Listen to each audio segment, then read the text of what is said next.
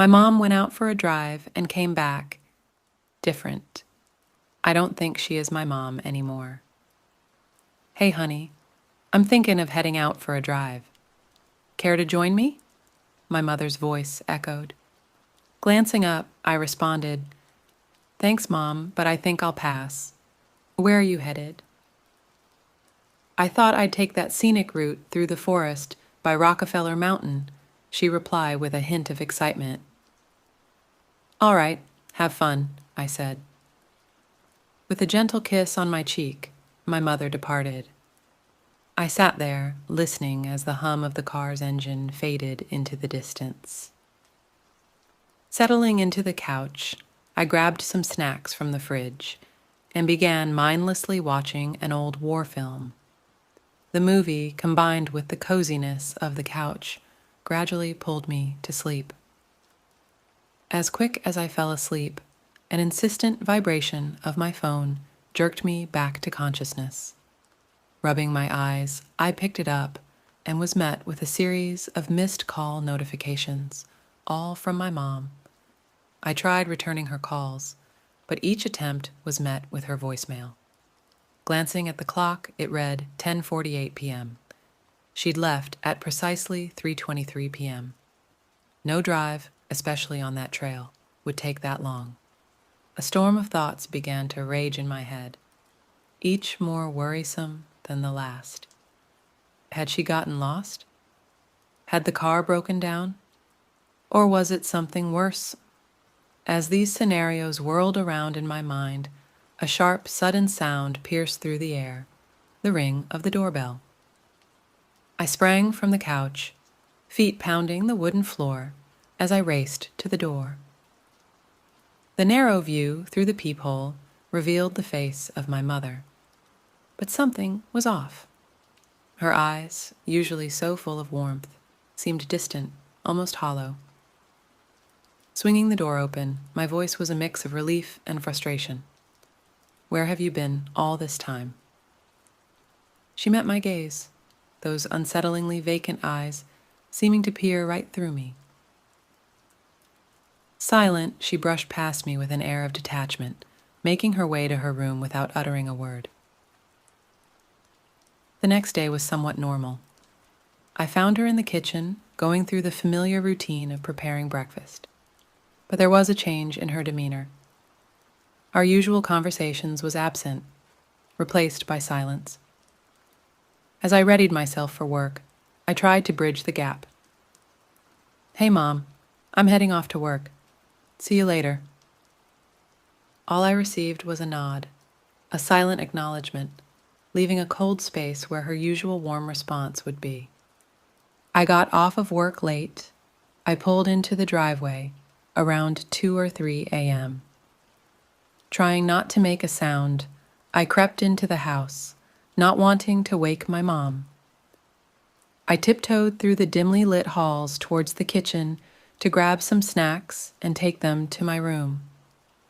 But when I flicked on the kitchen light, there she was, my mom, standing still, staring outside the window towards our backyard. The sight took me aback. Mom, why are you up? What are you looking at? I waited for a reply, but silence hung in the air. Shrugging it off, I said, Work was all right today. Left a bit early after some friends took off. While grabbing my stuff from the fridge, I couldn't help but ask, You okay, Mom? She answered, still staring out at the yard, Yes, okay. The way she spoke was odd. It was too upbeat, like she was thrilled about something. It didn't fit the moment at all. It was just off. Grabbing my snacks, I headed straight to my room, leaving the kitchen lights on for her. Morning came with the familiar smell of breakfast. On weekends, Mom would cook since there was no rush for work. I headed downstairs calling out, Good morning. I grabbed some juice and sat. She replied cheerily, Good morning, sweetie, looking like her usual self. She asked about work and how I slept. I wanted to remind her we'd talked the night before, but I didn't. I repeated what I'd said, and she acted like it was new information. We chatted more, then settled to eat. As I sliced into my pancakes, something caught my eye. I pulled out a tiny gleaming sewing needle from the soft center. My heart raced as I held it up, asking, "Mom, what's this?" I held the needle aloft, the sharp point catching the light. "This was in my pancakes," I stammered. Looking at it, her face reflected genuine concern. She hurriedly assured me, "I'm so sorry. I'd never want to hurt you. Truly." Her embrace was warm and comforting. "Don't eat any more of that. I'll whip up a new one." Her words almost made me feel guilty for suspecting her. It was just so bizarre that doubt naturally crept in. The day proceeded without another hitch. Laughter, movies, gossip, and our ritualistic good night capped it off. I climbed into bed around 10:30 p.m. As a kid, I had a paralyzing fear of the dark. To combat this, my mom had placed 2 nightlights, one in my room and another in the hallway. Though my room was now devoid of the light, the hallway still had its comforting glow. Awakening for a sip of water, I froze. The glow from under my door was intermittently obscured. A shadow. Someone stood there. Stifling my breath, I watched it for what felt like an eternity. "The shadow, unwavering, Mom?" I said softly. There was no reply. Instead, the shadow receded, gliding silently towards her room. Morning found me weary. The haunting shadow, the weight of eyes on me, made sleep impossible. I confronted her at breakfast. "Mom, were you outside my room, around 3 a.m.? She evaded the question. Instead, her voice tinged with nostalgia. "Do you remember letting me brush your curls when you were little? Let's do that now." Beside the sink, conditioner and a brush awaited. Recent events screamed caution, but this was my mom. I relented, sinking into the familiarity of her touch. As she worked on my tangles, time melted away. Our conversation continued as she rinsed my hair. But as I was talking, I suddenly felt a hard grip tighten in my hair. Without warning, my head was forced into the water filling the sink. Panic overtook me. I was being drowned. It's surprising how weak you feel in a situation like this, with your mind racing and someone using their entire weight to hold you down by the back of your head. My arms flailed, at times trying to push myself up, using the edges of the kitchen counter. After what felt like an eternity, the grip released. Gasping and coughing, I pulled my head out of the water and spun around to confront my mother. "What the fuck are you doing?" I yell while trying to make sense of what just happened. That was the first time I actually cussed at my mom. But I mean, what the actual hell? She started laughing, pointing at me with one hand, while the other kept slapping her knee. "I got you. You should have seen your face." Staring in shock, my displeasure was clear enough that her laughter faded, replaced by a look of concern. "Come on, don't be upset. It was just a joke." She stepped closer, arms open for a hug. I quickly sidestepped, keeping distance between us, a wary expression evident on my face. I was genuinely afraid. That wasn't the kind of joke my mother would make. She'd never take a prank to such extremes, certainly not one that could hurt me.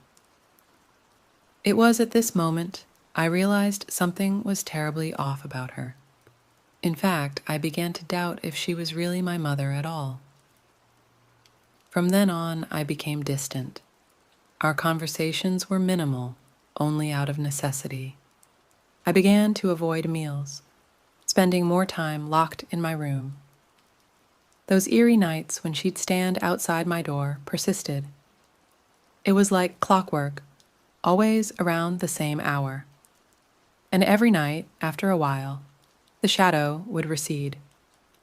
I grew more anxious, opting to leave the house frequently, taking refuge at friends' places just to avoid being home with her. She stopped going to work altogether.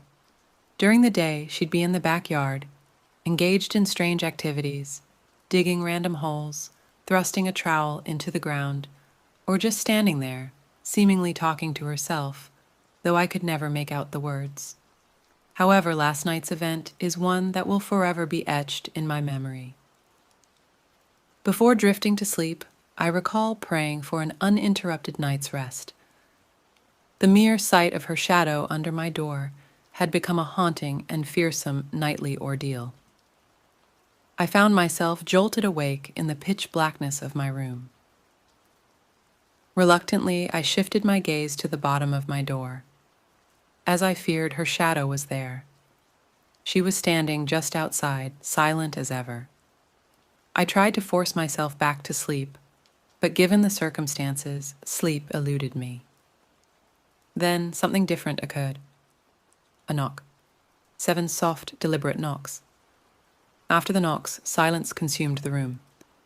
Lying there, fear paralyzed me. What was different tonight? Why did she decide to knock now? A chilling thought struck me. My door didn't have a lock. It never did, even from my childhood. The last semblance of a barrier between us wasn't even secured. The eerie knocks resumed, more insistent this time. Knock, knock, knock, knock, knock, knock, knock. Reacting instinctively, I pulled the covers over my head, clinging to those childhood beliefs of safety. But deep down, I knew it wouldn't protect me now. The sound of the door creaking open made my heart pound harder. I braced myself, waiting for the sound of footsteps, but there were none. Had she retreated? Or was she just standing there, watching? Minutes dragged on in terrifying silence.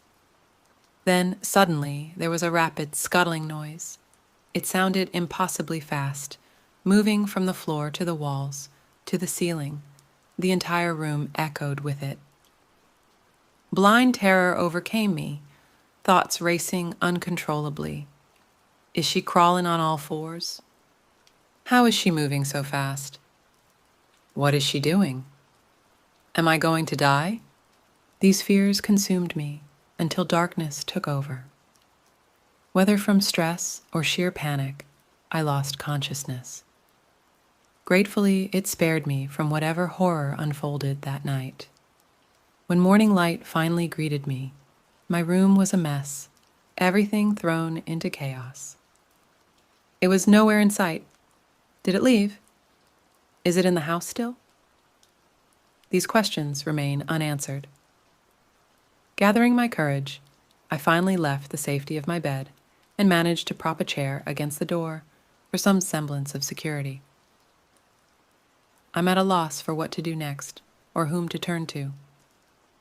But one thing is certain, I can't spend another night here. The house has been eerily silent since I woke up. I'm preparing to remove the chair and make a break for it. So far, there's been no sound outside my door, which I hope means the coast is clear.